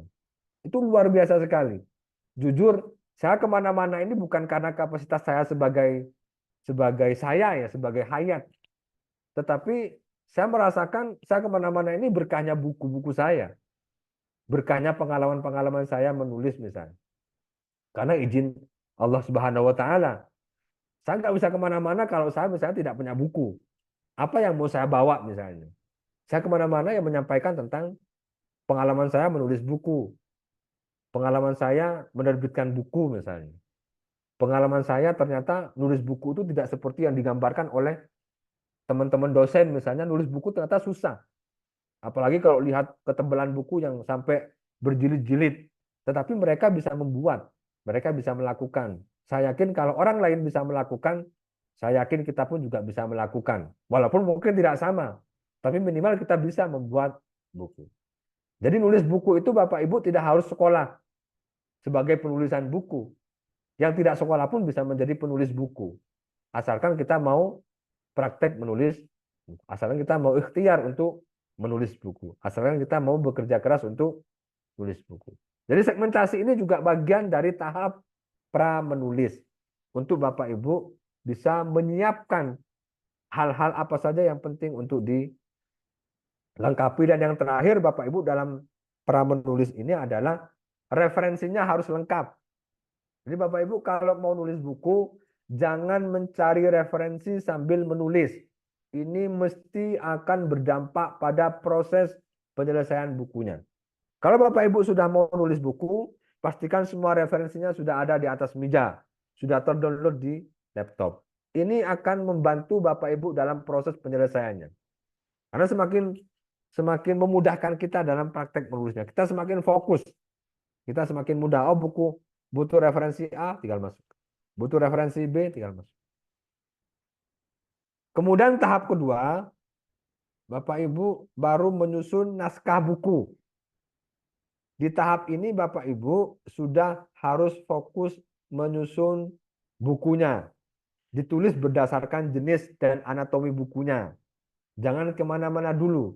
Kalau sudah masuk tahap penulisan buku, maka nulisnya harus berdasarkan jenisnya. Kalau buku ajar, ya jangan noleh ke buku monograf atau ke buku referensi. Anatomi juga harus dikuasai. Kemudian yang kedua, sesuaikan dengan kerangka. Ada perubahan nanti saja Bapak Ibu. Nulis bukunya sesuaikan dengan kerangkanya. Bab 1 judulnya ini, subbab ABC judulnya ini. Sesuaikan dengan perjenjangan. Kalau untuk mahasiswa, ya untuk mahasiswa. Jangan campur-campur dengan untuk dosen, untuk mahasiswa, untuk siswa. Karena di dalam penyajiannya itu akan berbeda. Kemudian ditulis secara sistematis, runtut, dan koheren. Kalau bisa Bapak Ibu nulis buku bab 1, bab 2, bab 3, bab 4. Boleh enggak nulis buku dari bab 6 dulu? Ya sah-sah saja. Tapi nanti isi bukunya akan bisa acak-acakan dan enggak sistematis.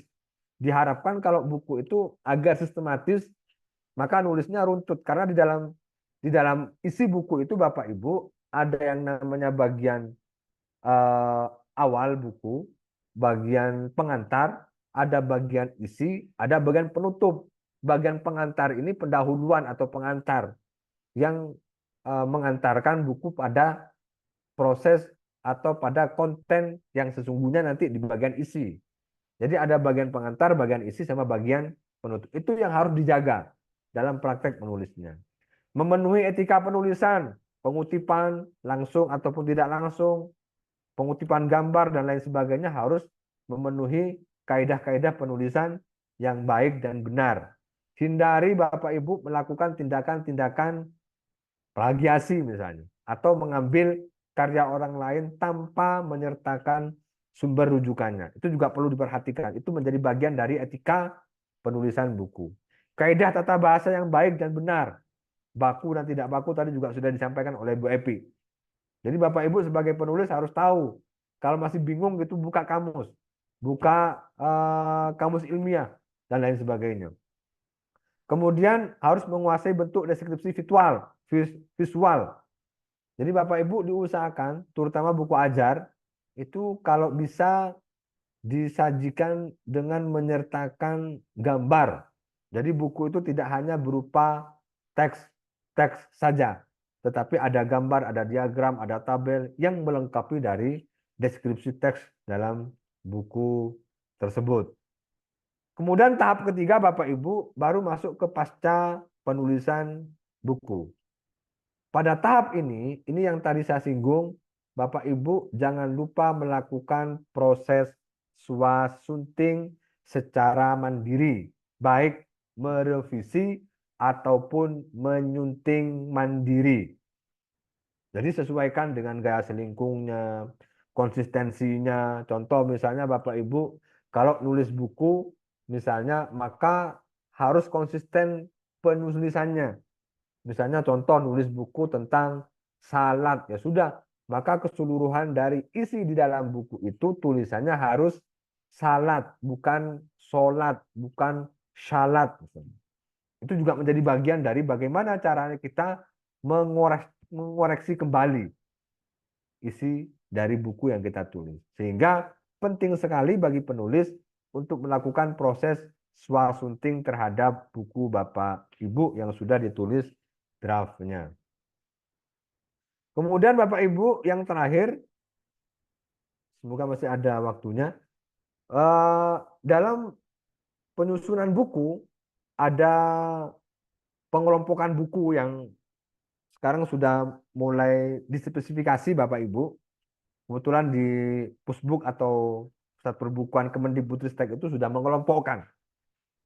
Saya lebih fokus ke buku ilmiah. Karena ini sangat dekat dengan kehidupan kita sebagai masyarakat akademik. Jadi Bapak Ibu yang kami sajikan di sini adalah buku ilmiah. Buku ilmiah itu ada 3. Ada buku ajar. Buku ajar itu apa? Sesuai dengan POPAK 2019 karena ini masih berlaku walaupun sudah keluar POPAK 2024 tetapi masih belum efektif. Sehingga saya masih mengacu ke POPAK 2019. Ini menyatakan buku ajar buku pegangan untuk suatu mata kuliah. Jadi buku ajar itu Bapak Ibu buku pegangan utama mata kuliah. Angka kreditnya 20. Satu buku 1 tahun. Jadi kalau Bapak Ibu pengen produktif, nulis buku ajar 1 tahun 1 buku. 1 mata kuliah 1 buku ajar. 1 mata kuliah 1 buku ajar.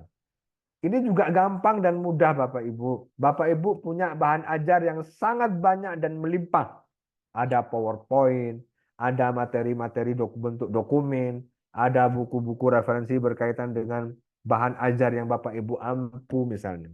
Ada hasil penelitian, ada bentuk-bentuk lain yang mungkin bisa menjadi pendukung dari mata kuliah yang Bapak Ibu ampu. Itu bahan dasar dari penulisan atau penyusunan buku ajar. Bisa dan saya yakin bisa, Bang. Oke. Jadi kalau bisa Bapak Ibu membuat program kepada diri kita sendiri sebagai dosen, satu mata kuliah, satu buku ajar, 1 tahun, 1 buku. Menarik. Sehingga Bapak Ibu tidak menunggu mau naik jabatan baru buat buku. Tidak menunggu laporan BKD baru nerbitin buku. Tidak menunggu mau naik ke guru besar baru menulis buku. Jadi di awal sudah disiapkan. Insya Allah kalau mau naik jabatan tinggal ambil dari publikasi-publikasi yang sudah Bapak Ibu siapkan. Ciri-ciri buku ajar itu Bapak Ibu, ciri khususnya ada deskripsi CPL dan CPMK. Bentuk dan penulisannya monggo. Ada variasinya, ada 3. Tergantung dari kebutuhan Bapak Ibu, tergantung dari kebutuhan penerbit, tergantung dari kebutuhan pengajuan ISBN. Tapi yang saya sarankan yang ketiga, untuk penyusunan deskripsi CPL, CPMK yang sesuai dengan RPS itu sebaiknya disusun di bab 1 sebagai pendahuluan dan pengantar dalam buku. Kalau saya biasanya nulis bab 1 itu kan sebagai pengantar. Buku ini dipakai untuk mata kuliah bla bla bla bla. Setelah itu baru menyampaikan deskripsi dari mata kuliah itu. Bab 1, bab 2, bab 3, CPL-nya apa, CPMK-nya seperti apa, sampaikan dalam bentuk narasi atau deskripsi. Itu ciri khususnya dari buku ajar. Kalau untuk ciri lainnya sama Bapak Ibu. Format bukunya sesuai dengan ketentuan UNESCO 15. Kalau buku ajar A4 maksimal, kemudian minimal A5. Tetapi disarankan misalnya menggunakan yang bentuk UNESCO 15,5 kali 23 cm. Jumlah halaman kalau UNESCO 49, tapi kalau ketentuan yang rata 200 halaman itu standar untuk pengajuan jabatan fungsional, dan seterusnya. Harus ada ISBN dan tidak boleh bertentangan dengan Undang-Undang dan Pancasila, diterbitkan oleh penerbit yang kredibel. Itu sama semua. Baik di penerbitan buku ajar, buku referensi maupun monografi. Tapi ciri khususnya, kalau buku ajar itu mesti menyertakan DPL, CPL, CPMK, dan deskripsi mata kuliah. Kemudian sistematikanya Bapak Ibu, kalau dalam buku ajar, penyusunan bukunya sesuai dengan RPS. Alur logika berpikirnya berdasarkan RPS. Ada deskripsi CPL, CPMK, masing-masing bab bisa misalnya disertakan, atau di masing-masing bab ada soal dan lain sebagainya. Itu disesuaikan dengan kebutuhan penulis, kebutuhan penerbit, dan kebutuhan di pengajuan ISBN Perpusnas. Kemudian sistematika umumnya seperti ini Bapak Ibu. Yang pertama bagian awal buku, kemudian yang kedua bab 1 dari pertemuan 1 boleh, kemudian bab 2 dari pertemuan 2, bab 3 dari pertemuan 3, atau bab 3 dari pertemuan 3 dan 4 boleh. Sesuaikan dengan kebutuhan di buku ajar Bapak Ibu. Sehingga kalau tulis buku ajar itu variasinya banyak. Jadi tidak harus kaku. Tetapi secara umum sistematikanya seperti ini.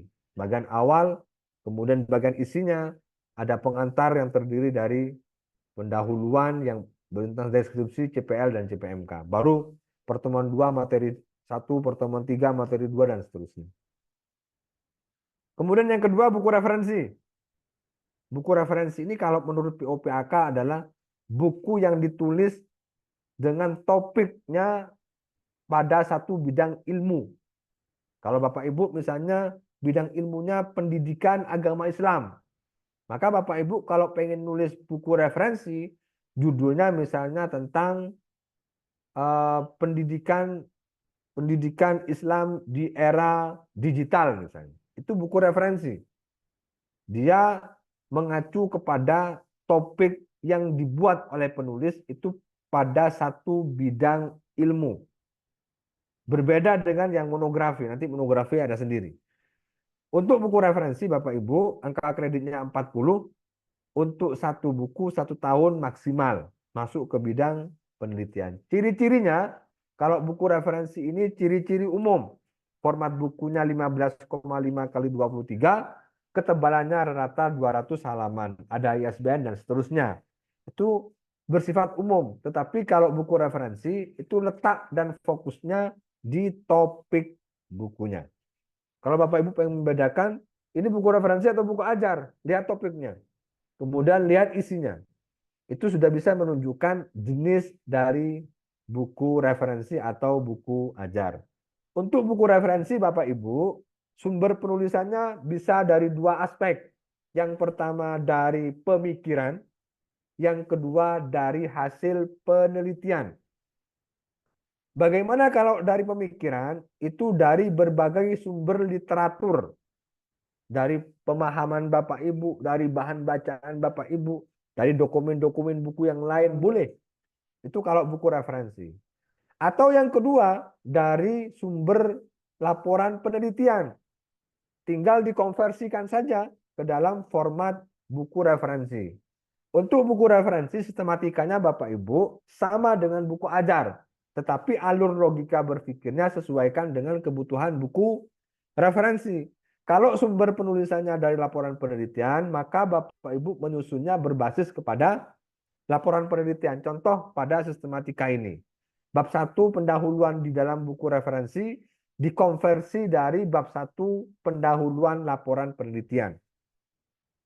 Bab 2 di buku itu dalam bentuk format deskripsi umum namanya. Tinggal nanti dibuat judul sendiri. Tetapi saya menamakan deskripsi umum. Ini urutan sistematisasinya ya. Kalau dari laporan penelitian, maka bisa diambilkan dari literatur review. Kalau literatur reviewnya ada dua teori yang dibangun dalam laporan penelitian, maka ketika dikonversi ke dalam buku referensi Bapak Ibu, diambilkan masing-masing teori itu jadikan sebagai bab.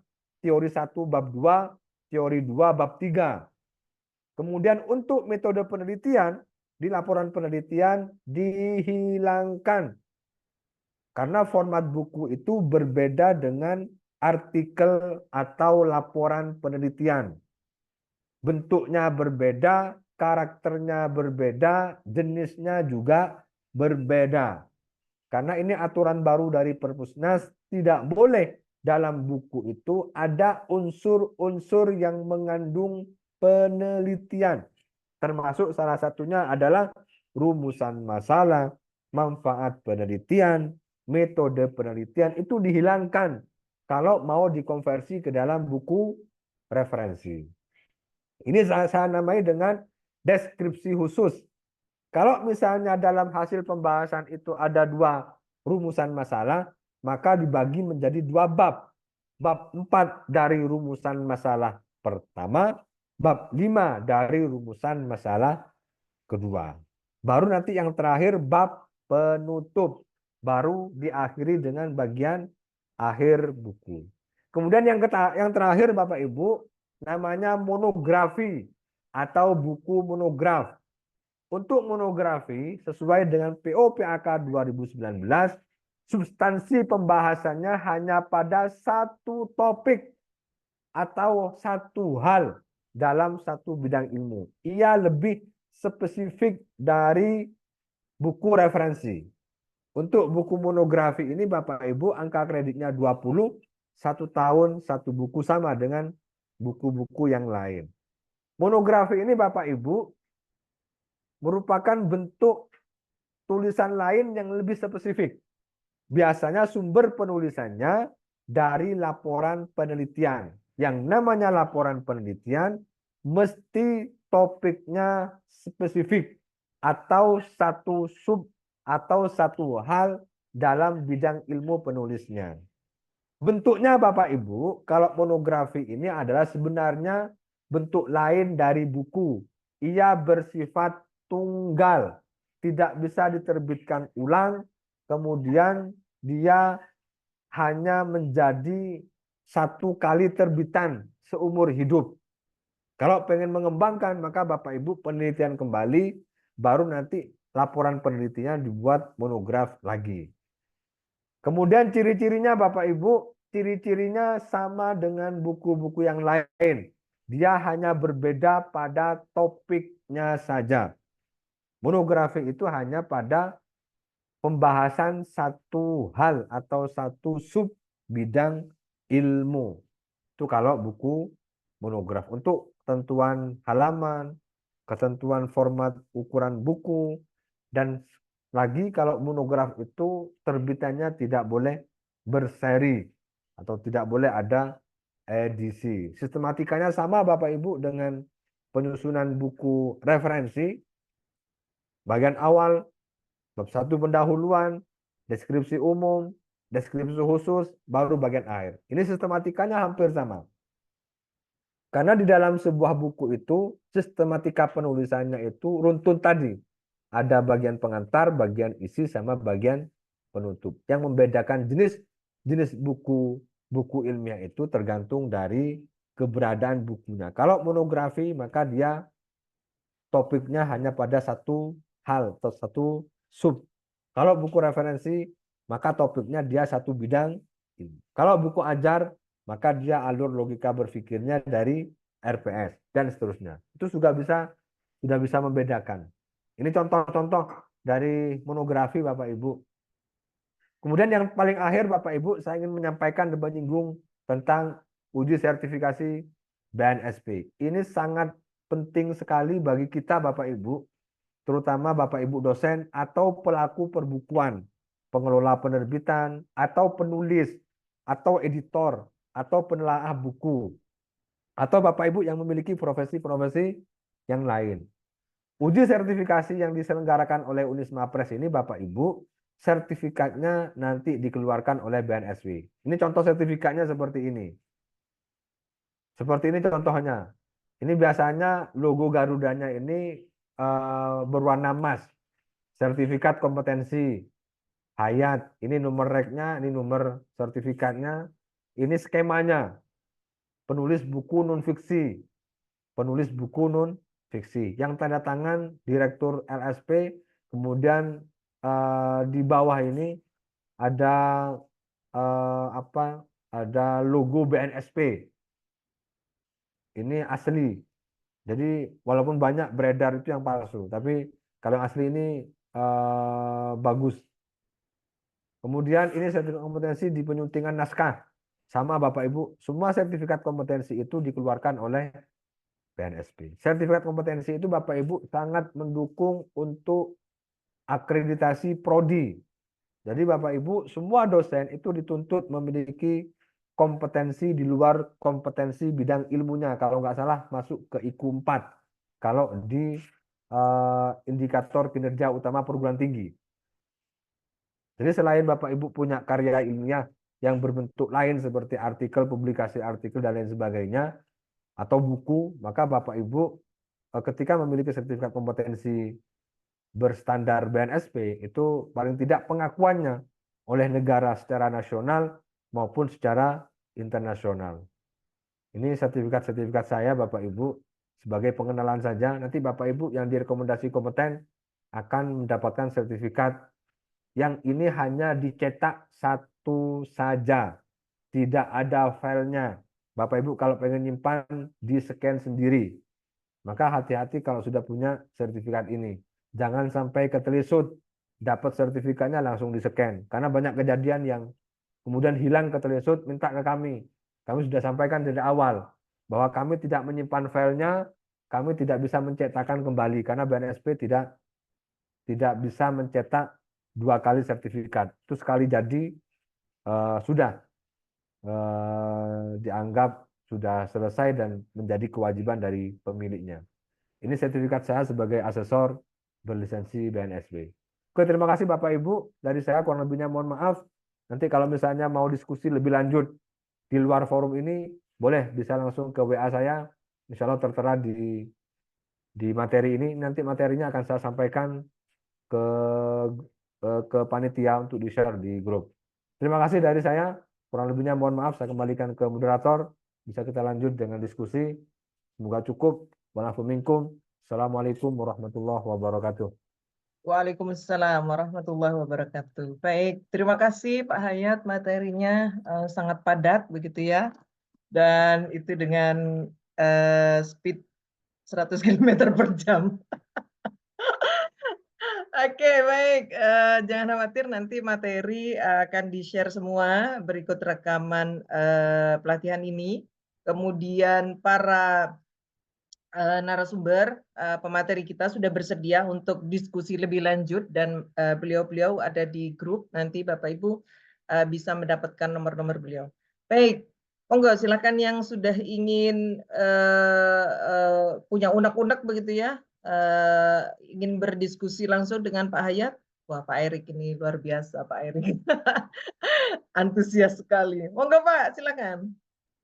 Baik, terima kasih Bu Ivit, Pak Hayat, terima kasih sharingnya, ilmunya sangat luar biasa nih, melengkapi pengalaman selama ini. Ada dua hal Pak yang saya ingin tanyakan. Yang pertama berkaitan dengan, tadi kan memang sudah disampaikan ya, perbedaan bahan ajar, buku ajar, buku referensi, buku monograf. Nah, cuman saya mungkin minta ini kan Pak disarikan secara ringkas gitu, maksudnya kalau kira-kira kita membayangkan dalam bentuk tabel itu itemnya apa aja sih yang membedakan secara signifikan gitu ya. Karena memang berarti sebenarnya kalau secara substansi kan akan sama saja gitu ya. Cuman mungkin secara bentuk kali ya, apa kita sebut atau anatomi bukunya yang akan beda kali ya. Gitu. Nah, itu mungkin kalau ada semacam poin-poin kita bisa sebut misalkan 5 perbedaan. Nah, itu apa yang membedakan secara signifikan antara buku referensi, buku ajar, maupun buku monograf. Nah, kemudian yang kedua, tadi Pak Hayat menyampaikan bahwa buku monograf itu sekali ya, artinya kalau nanti ada mau lagi, maka penelitian lagi. Nah, tapi kalau misalkan dia hanya membuat edisi revisi gitu, itu apakah diperkenankan gitu kalau untuk buku monograf, atau memang misalkan dia belum sempat bikin penelitian baru, tapi ada hasil dari jurnal-jurnal terbaru dari penelitian orang lain misalkan. Nah, sehingga buku monograf yang tadinya dari hasil penelitian dia mau dia revisi gitu, sehingga mau dibikin revisi. Nah, itu apakah diperkenankan? Itu dulu, terima kasih. Oke, Pak Erik, terima kasih. Monggo Pak Hayat langsung. Ya, terima kasih Pak Heri. Tetap semangat Pak. Insya Allah untuk mengembangkan penerbitan. Oke, sedikit mungkin saya membuat tabel ya sedikit tentang perbedaan. Kalau secara khusus, memang bedanya yang pertama kalau buku ajar, buku referensi, dan monograf itu kan yang pertama segmentasinya Pak. Kalau buku ajar, segmentasinya mesti mahasiswa. Kalau buku referensi, masyarakat umum. Kalau monografi, masyarakat dalam bidang asosiasi keilmuan biasanya. Kalau dari ciri khususnya, ini juga dari yang tadi saya sampaikan. Kalau buku ajar itu mesti dalam penulisannya, itu menyertakan deskripsi CPL, CPMK. Karena dia mahasiswa harus paham dulu CPMK dari pertemuan satu ini apa, atau dari materi ini apa. Karena buku ajar itu kan tidak hanya sekedar untuk kepentingan bahan referensi, tapi juga menjadi bagian utama dalam pembelajaran. Dengan buku ajar itu mahasiswa bisa lebih mandiri belajarnya, Bang. Dan itu bisa lebih bagus ya hasilnya daripada yang tidak ada buku ajarnya. Contoh misalnya saya ngajar tentang mata kuliah manajemen pelayanan publik. Buku referensi utamanya saya berikan bukunya orang lain yang bukan buku saya. Sehingga kalau bukunya orang lain, maka paling tidak ada beberapa perbedaan dari materi-materi pertemuannya. Sehingga itu yang kemudian mahasiswa itu harus banyak mengambil referensi-referensi dari beberapa buku. Tapi kalau saya misalnya ngajar mata kuliah manajemen pelayanan publik dengan buku saya sendiri yang sudah lengkap dari pertemuan 1 sampai pertemuan 12 misalnya, maka itu lebih efektif dalam pembelajarannya. Itu dari ciri khususnya, kalau buku ajar memang harus menyertakan deskripsi CPL, CPMK. Kalau buku referensi, topik utamanya, topik bukunya. Kalau buku referensi itu topiknya mengacu kepada satu bidang ilmu, Pak. Boleh enggak misalnya judulnya sama dengan buku ajar? Boleh-boleh saja. Contoh misalnya pengantar ilmu pendidikan. Itu buku ajar atau buku referensi? Tergantung isinya. Kalau isi buku pengantar ilmu pendidikan itu alur logika berpikirnya misalnya berdasar kepada RPS, pertemuan 1 materi ini, pertemuan 2 materi ini, pertemuan 3 materi. Berarti itu buku ajar, Pak. Tapi kalau misalnya isinya hanya mencakup tentang ilmu-ilmu pendidikan, menjelaskan tentang teori-teori ilmu pendidikan atau dasar-dasar dari ilmu pendidikan tidak menyangkut atau tidak berkaitan dengan RPS atau dengan mata kuliah, maka itu buku referensi. Jadi cara membedanya dari ciri khususnya itu, Bang. Kalau monografi misalnya, kalau monografi itu ciri khususnya dia memiliki ciri khusus topiknya satu sub bidang ilmu. Contoh kalau di kami yang diterbitkan di Unisma Press itu judulnya keong gitu, tentang keong. Ya penulis itu hanya fokus meneliti tentang keong itu, mulai dari asupannya, mulai dari kehidupannya, ditulis begitu Pak, berdasarkan penelitian. Itu buku referensi. Jadi dari ciri khusus itu sudah bisa kelihatan pembedanya. Dari judul sudah tidak perlu misalnya diberikan di judul itu jenisnya buku monograf atau monografi atau buku referensi, nggak perlu Pak. Dari judul itu sudah kelihatan. Untuk memastikan ya harus dibaca ke dalam. Saya biasanya kalau mereview buku, memastikan ini buku ajar, monograf, atau referensi, saya tetap baca ke dalam. Kira-kira masuk ke dalam buku apa. Itu sangat berbeda sekali dan sangat jauh. Termasuk segmentasi tadi ya. Begitu juga dengan sumber penulisannya. Kalau buku ajar, sumber penulisannya bisa dari laporan penelitian, bisa dari pemikiran, bisa dari beberapa sumber rujukan yang lain. Tapi dia harus berdasar kepada RPS tadi. Kalau buku monograf atau monografi, sumber penulisannya hanya berasal dari laporan penelitian. Nggak bisa dari pemikiran. Karena dia sifatnya spesifik. Dan itu harus didasarkan pada hasil penelitian. Boleh enggak misalnya laporan pengabdian dibuat buku monograf? Sangat tidak rasional kayaknya kalau pengabdian. Kalau pengabdian nanti masuknya ke buku panduan atau buku pedoman karena dia adalah praktek-praktek nyata dalam kehidupan masyarakat ya. Kemudian kalau buku referensi dia bisa dari laporan penelitian, bisa dari pemikiran, tergantung dari penulis atau menggabungkan keduanya. Ada orang misalnya nulis buku tentang misalnya good corporate governance. Isinya hanya teori-teori tentang good corporate governance misalnya. Dari berbagai sumber rujukan yang ada, dari pengetahuannya, dari bahan bacaannya. Boleh, kalau itu referensi. Atau bisa dari laporan penelitian. Misalnya dia meneliti tentang good corporate governance di PTA. Tetap menunjukkan lokasi penelitian di dalam buku. Sehingga itu namanya nanti masuk dalam buku monografi. Begitu Pak Erik untuk pembedanya. Sehingga sudah sangat bisa kelihatan dan nampak jelas. Oh ini buku referensi, ini buku ajar, ini buku monograf.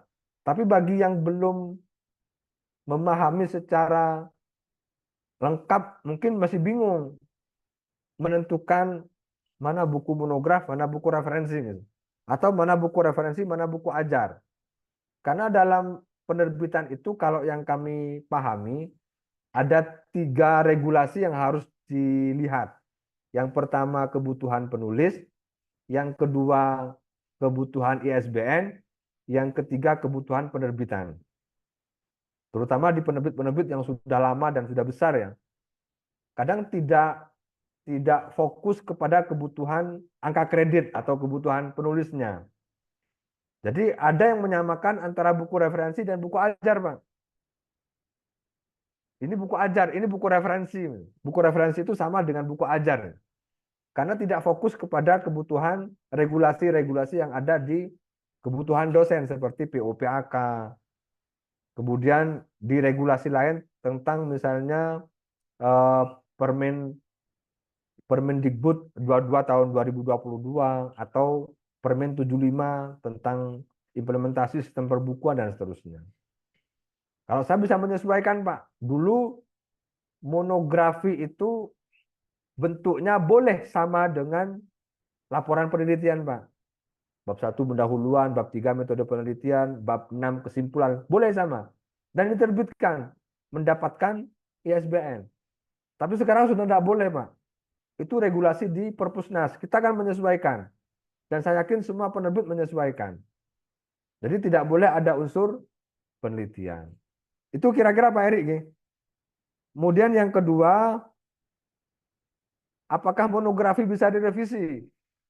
Karena sifatnya mono, sesuai dengan namanya, maka kalau di kami tidak diperkenankan revisi, Pak.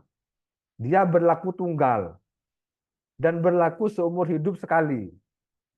Kalau mau direvisi, mesti akan bergeser dan berubah secara total keseluruhan. Baik dari latar belakang pendahuluannya, kemudian dari teori-teorinya mungkin sudah bergeser. Contoh gini, buku yang terbit, buku monograf yang terbit 10 tahun yang lalu, berdasarkan penelitian di lokasi penelitian A misalnya. Itu kalau mau dirubah, itu kan harus menyesuaikan dengan situasi dan kondisi di lokasi A yang saat ini, Pak. Mesti bergeser dan berubah. Mungkin judulnya juga bisa berubah, mungkin latar belakangnya juga bisa berubah, mungkin teorinya juga bisa berubah, hasilnya pun juga berubah. Kalau begitu maka sebaiknya dibuat buku baru atau dibuat penelitian baru, baru dibuat monografi baru. Dia juga tidak boleh dibuat semacam edisi 1, edisi 2, edisi 3, dan seterusnya. Karena sifatnya tunggal. Itu Pak Erik. Semoga bisa menjawab. Baik, terima kasih Pak. Sama-sama. Oke. Baik, terima kasih Pak Eri. Berikutnya ada Pak Yusuf. Baik, terima kasih. Assalamualaikum Pak Dr. Hayat. Selamat Waalaikumsalam, Gus. siang. Sehat, Ki. Gini Pak, ini sebenarnya pertanyaan ya sering juga sih saya tanyakan. Gini, tadi ini terkait dengan buku referensi. Sempat tadi saya mendengar bahwasanya semisal ini pendidikan agama Islam. Jadi ketika membuat buku referensi itu juga tidak jauh-jauh dari kata-kata pendidikan agama Islam. Saya nangkapnya tadi seperti itu. Nah, ini seandainya saya membuat buku referensi, niatannya ini buku referensi, ini saya ngambilnya itu konteksnya itu bukan pendidikannya, tapi agama Islamnya. Misal saya membuat judul itu ilmu mantek, atau itu harus ditambah. Tidak boleh ilmu mantek saja, tetapi mungkin dirubah menjadi ilmu mantek, konsep ilmu mantek dan implikasinya dalam pendidikan Islam. Ataukah seperti itu? Ya, itu yang saya ingin tanyakan. Terima kasih. Baik, sekalian dengan Pak Eko. Silakan, ada pertanyaan dari Pak Eko. Ini Baik, terima kasih, Bu. ya. Mohon maaf saya izin tidak on cam Ya, gitu. oke, monggo Oke. Pak Eko. Terima kasih Pak Hayat, sangat informatif sekali informasi yang disampaikan terkait tadi dengan beberapa jenis buku ya. Saya ingin lebih yakin lagi Pak, tadi sudah dijelaskan terkait dengan buku ajar, kemudian mono dan juga referensi. Saya jadi agak bingung antara kalau membedakan antara buku ajar dan modul ajar itu di bagian mana ya Pak Hayat? Biar nanti saya biar lebih lebih selektif lagi ketika ingin membuat antara buku ajar dengan modul ajar. Mungkin ini sih Pak kebingungan saya. Terima kasih Pak Hayat. Assalamualaikum. Oke, baik. Tadi pertanyaan Pak Eko bisa jadi pertanyaan terakhir ya. Pak Hayat, itu ada tadi pertanyaan dari Pak Yusuf dan Pak Eko. Silakan langsung dijawab. Oke, terima kasih Pak Yusuf atau Gus Yusuf. Jadi memang untuk buku referensi itu sebenarnya tidak fokus ke judulnya, Gus, tapi ke topiknya. Judulnya misalnya ilmu mantik, kemudian diberikan anak judul dalam perspektif digital misalnya. Atau di era globalisasi. Boleh, Gus. Atau seperti tadi, konsep ilmu mantik dalam bla bla bla, boleh. Berarti itu kan fokus topiknya adalah satu bidang ilmu, yaitu ilmu mantik. Tapi kalau misalnya persepsi ilmu mantik di kalangan santri, itu sudah masuk monografi. Karena konsepnya akan berbeda di kalangan akademisi misalnya. Atau mungkin penerapan ilmu mantik di madrasah aliyah misalnya. Itu sudah masuk ke monografi. Karena sudah masuk ke ranah spesifikasi dari penerapan ilmu mantik khusus untuk siswa madrasah aliyah misalnya gitu. Tapi kalau judulnya ilmu mantik, kemudian titik dua anak judulnya dalam perspektif, kemudian pra pra pra pasca modern misalnya, itu masuk ke buku referensi. Jadi pembedanya antara referensi dan monografi itu terletak di topiknya, Gus. Apakah topiknya ini satu bidang ilmu atau topiknya spesifikasi bidang ilmu. Itu berbeda, misalnya ilmu mantik dengan penerapan ilmu mantik di mana, atau lokasinya di apa, atau objeknya apa. Itu jauh lebih spesifik. Itu, Gus. Ini kalau judulnya hanya fokus kepada ilmu mantik, maka dia sudah bisa masuk ke buku referensi. Apalagi misalnya kontennya menjelaskan tentang konsep-konsep ilmu mantik, kemudian ilmu mantik masa kerajaan, ilmu mantik masa kini, ilmu mantik, dan seterusnya. Berkaitan dengan ilmu mantik, itu masuk ke dalam buku referensi. Itu, okay? Kemudian Pak Eko, buku ajar dan modul ajar. Buku ajar itu bisa menjadi bahan ajar, Pak. Modul ajar juga bahan ajar. Tapi bedanya, kalau buku ajar itu kan keseluruhan materi pembelajaran yang disajikan. Tapi kalau modul ajar bisa saja sebagian. Tergantung dari kebutuhan pembelajaran. Begitu juga dengan kontennya, isinya biasanya kalau modul ajar itu kan praktek-praktek atau tahapan-tahapan dalam bidang yang diajarkan. Tapi kalau dalam buku ajar itu kan keseluruhan teori dan konsep maupun praktek itu disajikan, Bang. Modul itu kan seperti panduan, Bang. Modul itu seperti pedoman. Itu, guys. Mohon maaf nanti bisa dikoreksi kalau pemahaman saya kurang tepat. Tapi yang pasti, modul itu tidak akan diberikan ISBN karena dianggap bukan sebagai buku. Sama dengan diktat, sama dengan pedoman, sama dengan panduan. Itu tidak akan diberikan ISBN, Pak, sekarang. Kalau dulu semua yang berbentuk tulisan dalam kertas itu bisa diajukan ISBN, tapi sekarang sudah dibatasi. Jadi kalau buku ajar itu keseluruhan materi dalam pembelajaran, tapi kalau modul ajar itu sesuai dengan kebutuhan pembelajaran. Dan bentuknya berbeda. Kalau buku ajar sistematik, runtut, dan koheren. Tapi kalau modul ajar itu kan bentuknya tahapan-tahapan itu. Kira-kira itu Pak Eko. Atau mungkin masih ada Pak Eko?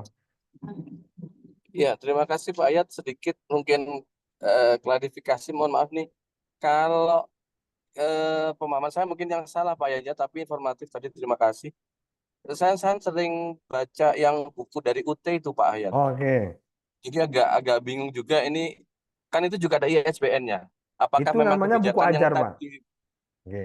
Tapi kan dituliskan, mohon maaf, ditulisnya Ya. kan di buku itu Tulisnya modul modul, ajar. modul ajar. Nah, Padahal ini itu buku ajar. agak-agak, Ya. jadi agak bingung Ya. gitu Pak Ayat. Ya, Ya. Pak Ayat. Ya, Oke. teman-teman. Kalau namanya sebenarnya itu kalau dari UT itu kan nanti mungkin saya juga kalau salah bisa dikoreksi, Ge. Kalau saya menanggapnya itu buku ajar, bukan modul. Karena bahasa modul itu kan tahapan-tahapan penyelesaian suatu masalah atau suatu hal misalnya. Itu kalau modul sih. Sama dengan makna yang disampaikan oleh Perpusnas itu. Sama dengan diktat itu kalau modul. Pedoman-pedoman penyelesaian suatu hal.